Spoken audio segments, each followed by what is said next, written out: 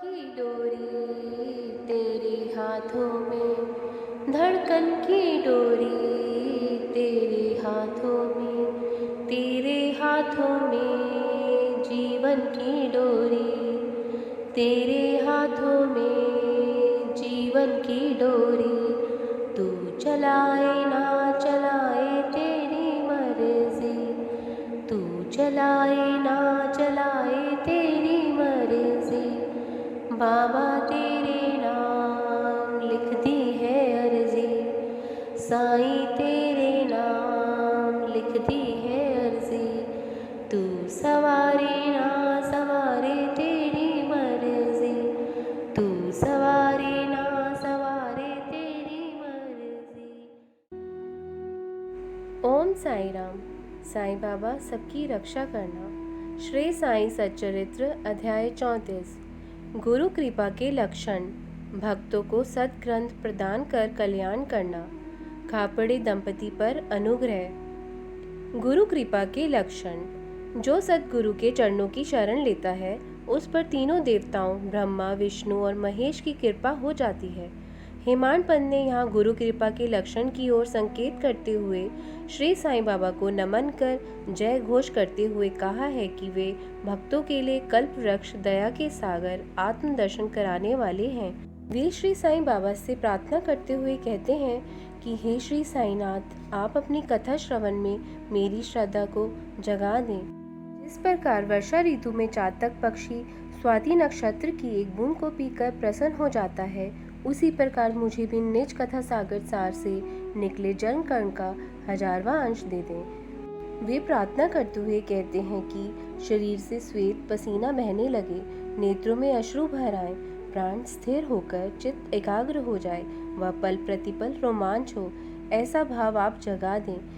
हे श्री साईनाथ, पारस्परिक शत्रुता, ऊंच नीच का भेद मिटा दें, ताकि भक्त आपकी भक्ति करते हुए सिसके बिलखे व कंपित हों। ये सब भाव गुरु कृपा के लक्षण हैं। अंतकरण में जब ऐसे भाव उदय हो जाएं, तब गुरु की कृपा से भक्त या शिष्य आत्मानुभूति की ओर अग्रसर होने लगता है। माया से मुक्ति का एकमात्र सरल उपाय अनन्य भाव से श्री साईं बाबा की शरण लेना ही है। इस माया सागर से वेदादि ग्रंथ पुराण आदि भी पार नहीं पा सकते। यह कार्य केवल सद्गुरु द्वारा ही हो पाना संभव है। जीव मात्र के प्रति समभाव उत्पन्न करने की क्षमता केवल सद्गुरु में ही है। भक्तों को सद्ग्रंथ प्रदान कर कल्याण करना। भक्तों को जिस ग्रंथ का अध्ययन करने की इच्छा होती थी, उस ग्रंथ को पहले वे श्री साईं बाबा के कर कमलों से स्पर्श करवाते थे। यदि श्री साईं बाबा अपने कर से उस ग्रंथ को स्पर्श कर देते थे तो भक्तों के लिए वह कल्याणकारी होता था। यदि श्री साईं बाबा उस ग्रंथ को स्पर्श नहीं करते थे तो भक्त उसका पारायण भी नहीं करते थे। यहाँ कुछ ऐसे ही उदाहरण दिए जा रहे हैं। काका को एक नाथी भागवत देना। एक बार की बात है कि काका महाजनी एक नाथी भागवत लेकर शिरडी पधारे।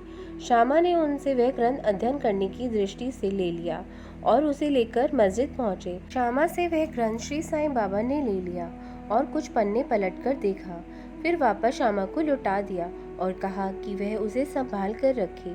तब श्यामा ने कहा कि श्री साईनाथ, यह ग्रंथ तो काका साहिब का है और उन्हें वापस लौटाना है। इस पर बाबा ने कहा कि यह ग्रंथ मैं तुम्हें दे रहा हूँ, तुम इसे अपने पास सावधानी से रखो, यह तुम्हारे लिए बहुत उपयोगी सिद्ध होगा। कुछ दिनों बाद काका महाजनी एक नाथी भागवत की एक और प्रति ले आए और बाबा के कर कमलों में भेंट कर दी। बाबा ने वह प्रति स्पर्श करने के बाद काका को लौटाते हुए कहा कि इसे सावधानी पूर्वक संभाल कर रखना। उन्होंने यह भी आश्वासन दिया कि भविष्य में यह तुम्हें उत्तम अवस्था में पहुंचाने में कारगर सिद्ध होगी। बाद में काका ने बाबा को प्रणाम कर एक नाथी भागवत की वह प्रति ग्रहण कर ली। श्यामा को विष्णु सहस्त्र नाम देना। काका की एक नाथी भागवत श्यामा को देने के बाद बाबा को विचार आया कि श्यामा को विष्णु सहस्त्र नाम की भी एक प्रति देनी चाहिए। श्यामा बाबा के अंतरंग भक्त थे, इस दृष्टि से भी बाबा की उन पर विशेष कृपा थी। विष्णु सहस्त्र नाम की वह प्रति भी बाबा ने श्यामा को विचित्र ढंग से दे दी थी। हुआ यह कि एक बार एक रामदासी शिरडी में आकर कुछ दिन के लिए रुका। वह नित्य प्रातःकाल नियम पूर्वक उठता और हाथ मुंह धोकर भगवा वस्त्र पहन शरीर पर भस्म रमाकर विष्णु सहस्त्र नाम का पाठ किया करता था। श्यामा को विष्णु सहस्त्र नाम का महत्व समझाने की दृष्टि से बाबा ने एक बार रामदास जी को अपने पास बुलाकर कहा कि मेरे पेट में बड़ी पीड़ा हो रही है। जब तक मैं सोना माखी का सेवन नहीं कर लूँगा तब तक मेरी ये पीड़ा दूर नहीं होगी। यह सुनकर रामदास जी ने विष्णु सहस्त्र नाम का पाठ स्थगित कर दिया और सोना माखी लाने बाजार चला गया। उसके जाने के बाद बाबा अपने आसन से उठे और जहाँ बैठकर रामदास जी पाठ करता था वहाँ जाकर उन्होंने विष्णु सहस्त्र नाम की वह प्रति उठा ली और आसन पर आकर बैठ गए। फिर उन्होंने श्यामा को पास बुलाकर कहा कि ये विष्णु सहस्त्र नाम अनमोल है, इसका पाठ करने से मन वांछित फल की प्राप्ति होती है, इसलिए ये मैं तुम्हें दे रहा हूँ, तुम इसका नित्य पाठ किया करो। फिर वे अपना उदाहरण देते हुए बोले कि एक बार मैं बीमार हो गया था, मेरा हृदय जोर जोर से धड़कने लगा था, स्थिति ऐसी थी कि प्राण निकलने को ही थे। तभी मैंने ये पवित्र पुस्तक अपने हृदय पर रख ली थी। इसके प्रभाव से मुझे बड़ा सुख मिला। उस समय मुझे ऐसे लगा जैसे अल्लाह ने धरती पर आकर स्वयं ही मेरी रक्षा की हो। इसलिए विष्णु सहस्त्र नाम मैं तुम्हें दे रहा हूँ। तुम इसमें से कम एक श्लोक नित्य पढ़ा करो, इससे तुम्हारा कल्याण होगा। तब श्यामा ने कहा कि हे साईनाथ, मुझे इस ग्रंथ की कोई आवश्यकता नहीं है। इस पुस्तक का मालिक रामदासी पागल, जिद्दी व महाक्रोधी है। वह व्यर्थ में ही मुझसे लड़ने को तैयार हो जाएगा। वैसे भी मैं कम पढ़ा लिखा होने के कारण संस्कृत में लिखे इस विष्णु सहस्त्र नाम को पढ़ने में सक्षम नहीं हूँ। ऐसा कहने के पीछे श्यामा की यह धारणा थी कि हो सकता है कि बाबा मेरे और रामदासी के बीच मतभेद कराना चाहते हैं और इसलिए यह स्वांग रचा रहे हों। लेकिन बाबा ने उनके प्रति क्या सोचा था वह उनके समझ में नहीं आया। बाबा तो यही चाहते थे कि किसी तरह से श्यामा विष्णु सहस्त्र नाम को कंठस्थ कर ले। वे अपने परम भक्त श्यामा को सांसारिकता से मुक्त करना चाहते थे। ईश्वर का नाम जप करना आत्म अनुभूति का अति उत्तम साधन है। इसमें नियमों का कोई बंधन नहीं है। यह सस्ता व सरल उपाय भी है। लेकिन श्यामा ऐसा करना नहीं चाहते थे, इसलिए बाबा ने उन पर दबाव डाला। बहुत पहले एक बार एक नाथ जी महाराज ने भी अपने एक पड़ोसी ब्राह्मण से विष्णु सहस्त्र नाम का नित्य पाठ करने का आग्रह करके उनकी रक्षा की थी। श्री साईं बाबा भी श्यामा की चित्त शुद्धि करना चाहते थे, इसलिए उन्होंने श्यामा को आग्रह पूर्वक विष्णु सहस्त्र नाम का पाठ करने की दिशा में प्रवृत्त किया था। कुछ समय पश्चात रामदासी बाजार से सोना माखी लेकर लौट आया। नारद मुनि की तरह अन्ना चिचड़ीकर ने सारा वृतांत रामदासी को बता दिया, क्योंकि चिचड़ीकर उस समय वही मौजूद थे जब श्यामा व बाबा के बीच यह वृतांत हुआ था। रामदासी को जब सारा वृतांत पता चल गया तो वह क्रोधावेश में श्यामा की ओर लपका और बोला कि यह सारा किया धरा तुम्हारा ही है। तुमने ही बाबा के द्वारा कहलवाकर मुझे सोना मुखी लाने बाजार भेज दिया और स्वयं ने मेरा विष्णु सहस्त्र नाम ले लिया। यदि तुमने मेरा विष्णु सहस्त्र नाम नहीं लौटाया तो मैं तुम्हारा सिर फोड़ दूंगा। श्यामा ने उसे शांति से काफी समझाया, लेकिन उसके कुछ भी समझ में नहीं आया। तब बाबा ने रामदासी से प्रेम पूर्वक कहा कि अरे रामदासी, क्या बात है, क्यों उपद्रव मचा रहे हो? क्या श्यामा अपना नहीं है?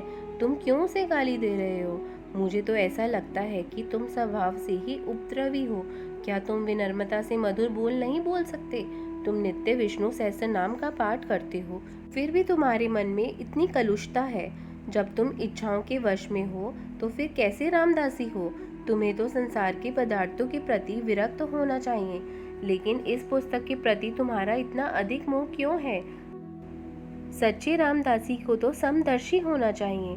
फिर श्यामा तो अभी बालक है, छोटी सी पुस्तक के लिए तुम उससे झगड़ रहे थे। जाओ, अपने आसन पर जाकर बैठ जाओ। पुस्तकें तो पैसों से अनेक खरीदी जा सकती हैं, लेकिन मनुष्य नहीं। विचारों को उत्तम बनाओ और विवेकवान बनो। पुस्तक का मूल्य ही क्या है? फिर उसे पुस्तक से मतलब भी क्या है? उसे तो पुस्तक मैंने ही उठाकर दी थी ताकि वह विष्णु सहस्त्र नाम को कंठस्थ कर ले। इसे कंठस्थ करने से श्यामा को कुछ लाभ हो, इसलिए मैंने उसे यह पुस्तक दी थी।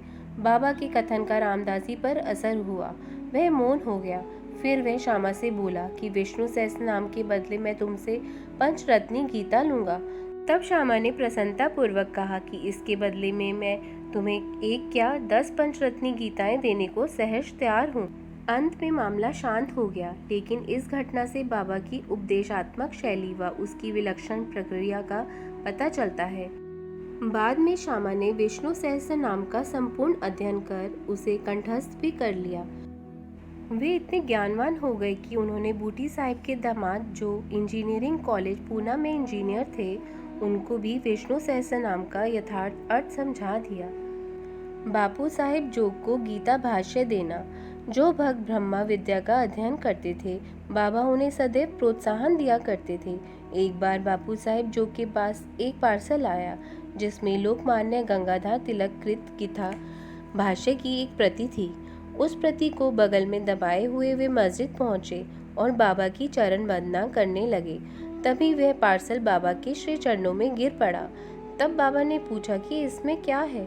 जोग ने पार्सल से वह पुस्तक निकालकर बाबा के कर कमलों में रख दी। बाबा ने कुछ पन्ने पलट कर देखे और 1 रुपया उस पुस्तक पर रखकर जोग को लौटाते हुए कहा कि इसका ध्यान से अध्ययन करते रहोगे तो तुम्हारा कल्याण होगा। खारपड़े दंपति पर अनुग्रह। दादा साहेब खारपड़े धनवान होने के साथ साथ विद्वान भी थे। वे अमरावती के विख्यात वकील व केंद्रीय धरासभा के सदस्य थे। एक बार वे परिवार सहित शिरडी पधारे और कुछ महीनों तक वहीं ठहरे। शिरडी प्रवास के दौरान उनके नित्य के कार्यक्रम का लेखा जोखा श्री साईं लीला पत्रिका के प्रथम भाग में प्रकाशित हुआ है। प्राय भक्त बाबा से अपनी समस्या का समाधान करवा लिया करते थे, लेकिन 3 व्यक्ति अर्थात खारपड़े, नूलकर व बूटी बाबा के सामने कभी नहीं बोलते थे। खारपड़े यद्यपि विद्वान भी थे और कुशल वक्ता भी थे। दादा साहेब खारपड़े विधारण्य स्वामी द्वारा रचित संस्कृत के प्रसिद्ध ग्रंथ पंचदशी का अर्थ लोगों को समझाया करते थे। यह ग्रंथ अद्वैत वेदांत के दर्शन से संबंधित है, लेकिन जब वे मस्जिद में बाबा के सामने जाते तो कुछ भी नहीं बोल पाते थे। वास्तव में कोई कितना ही विद्वान क्यों न हो, लेकिन वह ब्रह्मा ज्ञान प्राप्त व्यक्ति के समक्ष शून्य ही रहता है। श्रीमान खारपड़े शिरडी में 4 मास तक ठहरे थे, जबकि उनकी पत्नी श्रीमती खारपड़े शिरडी में 7 मास तक ठहरी थी। शिरडी के प्रवास काल में दोनों पति पत्नी बड़े प्रसन्नचित्त थे। श्रीमती खारपड़े श्री साईं बाबा की परम भक्त व श्रद्धावान थी। उनका श्री साईं चरणों में गहन प्रेम था। वह नित्य दोपहर के समय नैवेद्य लेकर मस्जिद जाती और बाबा जब ग्रहण कर लेते तब लौटकर स्वयं भोजन किया करती थी। बाबा श्रीमती खारपड़े के श्रद्धा भाव के बारे में दूसरों को भी बतलाना चाहते थे। एक दिन जब श्रीमती खारपड़े सांजा, पूरी, भात, सार, खीर व अन्य भोज्य पदार्थ लेकर मस्जिद पहुंची तो बाबा तुरंत उठे और भोजन के स्थान पर आकर आसन ग्रहण कर लिया और थाली पर से कपड़ा हटाकर भोजन करना प्रारंभ कर दिया। यद्यपि अन्य दिनों भोजन घंटों तक पड़ा रहता था। इस पर श्यामा ने कहा कि साईनाथ, आप ये भेदभाव क्यों करते हैं? दूसरों की थालियों को तो आप देखते भी नहीं, यहाँ तक कि उन थालियों को फेंक देते हैं, लेकिन आज इस भोजन को आप रुचि लेकर उत्सुकता से खा रहे हैं। इस बाई का भोजन आज आपको इतना रुचिकर क्यों लगा? यह विषय हमारे लिए एक प्रकार की समस्या बन गया है। तब बाबा ने श्यामा को समझाते हुए कहा कि सत्य ही यह भोजन बड़ा विचित्र है। पिछले जन्म में यह बाई एक व्यापारी की मोटी गाय थी। यह बहुत दूध दिया करती थी। पशु योनि के बाद इसने एक माली के परिवार में जन्म लिया। उसके बाद क्षत्रिय परिवार में उत्पन्न हुई, लेकिन इसका विवाह एक व्यापारी से हुआ। एक लंबे समय के बाद इस बाई से मेरी भेंट हुई है, इसलिए इसकी थाली में से 4 ग्रास तो प्रेम भाव से खा लेने दो। ऐसा कह बाबा ने भरपेट भोजन किया और हाथ धो कुल्ले करके 4-5 डकारे लेकर पुनः आसन पर विराजमान हो गए। श्रीमती खारपड़े बाबा को नमस्कार कर चरण सेवा करने लगी। फिर बाबा उनसे वार्तालाप करते हुए उनके हाथ दबाने लगे। इस तरह परस्पर का सेवा भाव देख श्यामा मुस्कुराते हुए बोले कि कितना अद्भुत दृश्य है कि भक्त और भगवान परस्पर सेवा कर रहे हैं। श्रीमती खारपड़े की निष्ठा देख बाबा बोले कि सदैव राजा राम का जाप किया करो, इससे तुम्हें लक्ष्य की प्राप्ति अवश्य ही हो जाएगी। सामान्यतः तो यह एक साधारण घटना थी, लेकिन अध्यात्म में इसे ही शक्तिपात कहा जाता है। इसमें गुरु शिष्य में अपनी शक्ति का संचार करता है। यह घटना गुरु शिष्य के आदर्श प्रेम की सूचक है। ओम साई नमो नमः। ओम साई राम। ओम साई राम। आगे हम अध्याय 35 का अध्ययन करेंगे। तब तक साईं स्मरण करते रहिए और अच्छे कार्य करिए। ओम साई राम।